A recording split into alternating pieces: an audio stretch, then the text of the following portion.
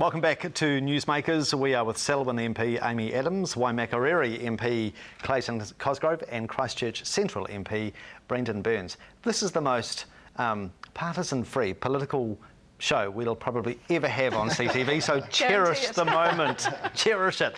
This time in 12 months will be a whole different story. Well, it's interesting, you know, I think we probably all share this. I think for me anyway, and I'll say this on TV, you're probably not allowed to, the crap that we deal with in Wellington, and most of it is, when you think about it, after a natural disaster like this, you know, you see how people battle through in times when there isn't a disaster. You see what they have to go through emotionally and physically now, and it does actually bring it home, at least to me as a politician, that there's a lot of minutiae out there, and there are some far more important things for our communities. Yeah, you know? Very true.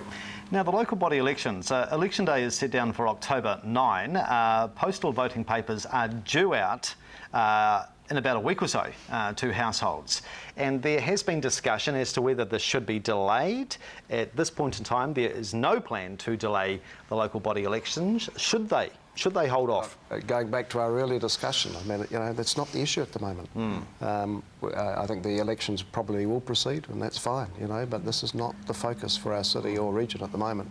And I know it's you know, it's interesting because obviously, you know, the issue's been thrown up by the quake. Indeed. But you know, at the moment, our focus should be getting our city back on its feet, our province back on its feet, getting people back into their homes, and let the election process unfold. And you know, people are going to park that to one side. They're not going to take a heck of a lot of interest in it. A lot of people don't at the best of times. That's true. But at the moment, this is right on the bottom of the priority list.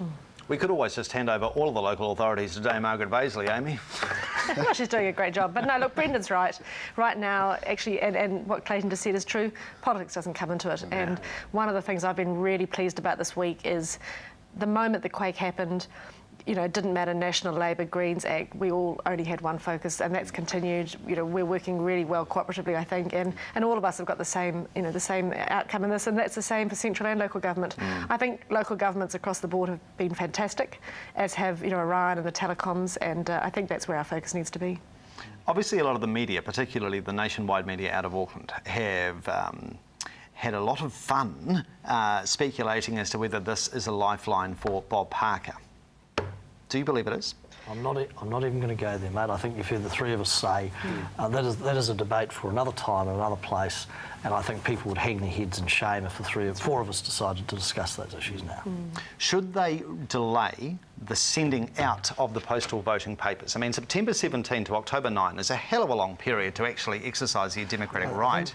We're not going to be in that zone, are we, on September 17? This is going to go on for weeks and months. People are going to be traumatised for a long time, or dealing with issues that come out of that for a long time, should I say. And, you know, so we might get past the first week and then we're into the next week of recovery, and then in the week after that we might be starting to think about some restoration projects, and the week after that there'll be another issue in front of us. You know, this is the biggest thing our nation has faced since the Napier earthquake 1931. So, you know, it wouldn't matter if the election was today, tomorrow, next week, next month, perhaps even next year. That's not the issue. Okay. A lot of my people are more concerned about getting bottled water through to their gate rather than bits of paper. And you can actually take the view and say, actually, we need to get the council in place so they can get on with the job, whoever they are. Get them in there, give them a mandate, and let them get on with it. Liquefaction in terms of sandy soil areas where we've got a lot of housing.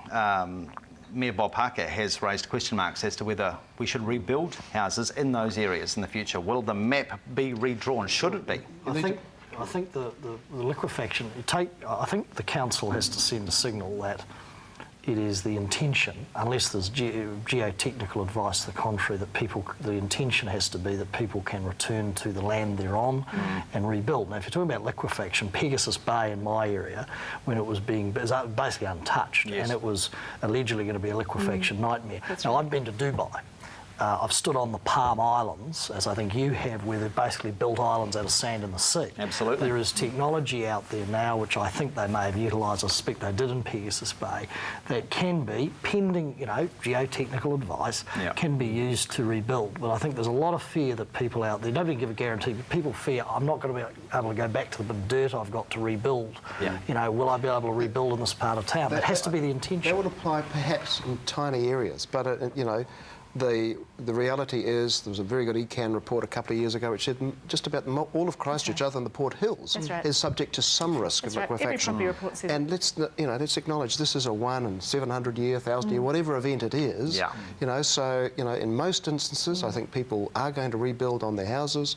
They will probably have to build to stronger codes. They might have to use deeper piling and so on to reduce the risks. But New Zealand is an earthquake-prone country. We didn't think Canterbury was going to be one of the most risky parts. So let's not write off the city. No, absolutely we're not condemning suburbs. Just very quickly, I've got about 60 seconds left on the clock. Art Deco architecture was the legacy from the Napier earthquake. What is it going to be for the city centre, Amy? Yeah, well, that's the question, isn't it? I've just been saying to people, I'm displeased we're not living in the 70s. I would have concrete, windowless government architecture everywhere. Look, whatever it is, I think it'll reflect who we are. I mean, one of the things I want to touch on is the loss of the heritage buildings, particularly out my way, has been part of the most heartbreaking part of this, and we have lost something there that we'll never get back.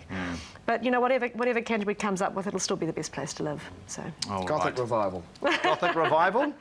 Yes, well, perhaps the pursuit of United Nations heritage listing is looking better, isn't it? Indeed. Yes, there's a lot to be said for that. Whatever happens, it'll change the face of Christchurch and Kaiapoi and Darf. It'll change the face of our province, but in that lies an opportunity. Indeed. Well, thank you very much for joining us. We really appreciate your time because I know that you've been working around the clock, all of you. We wish you a safe, relaxing, aftershock-free weekend. Wouldn't that be nice? Yeah, absolutely. Let's hope everybody keeps safe, eh? Yeah, too right. Brendon Burns, Clayton Cosgrove and Amy Adams, you have a great weekend too. We'll catch up next week. Good night.